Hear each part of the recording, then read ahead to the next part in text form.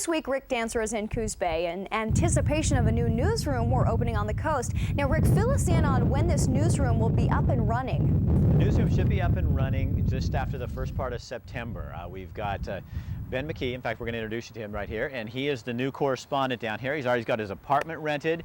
We have a building. KEZI has purchased a building. We got a sign on it we showed you earlier this week. But we wanted to introduce you a little more to the community. You've met a lot of people this week so far. Oh yeah, it's been great. You know, I was a little skeptical about Coos Bay, but the weather's been great, and the people have just been really receptive so far, and they're excited that, you know, we're on it here in Coos Bay. That's the really fun part, is we're noticing everywhere we go that people are really saying, hey, we heard you guys are coming down here. We saw your building. I mean, it's a smaller town. They know that there's another news agency coming into town. Where are you from, and kind of where did you go to school? Well, I grew up in Corvallis, and with my family for 18 years. Went to Crescent Valley High School, and then I went to U of O, so not too far south, and 4 years, and just graduated this June in 2005.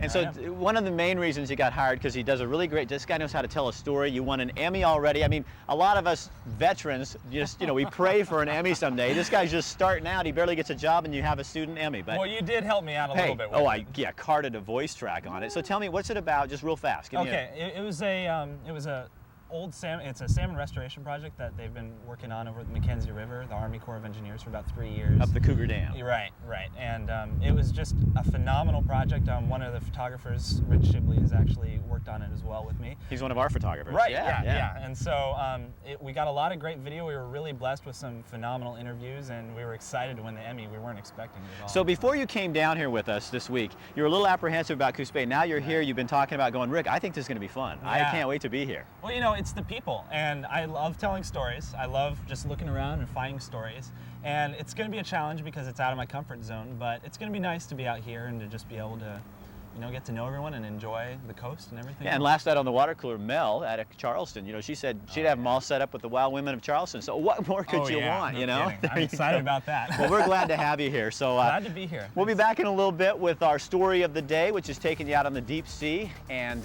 we've got a water cooler with a guitar player. We got a lot of good stuff coming from Oregon's Bay Area. You are watching KEZI 9 News at 6.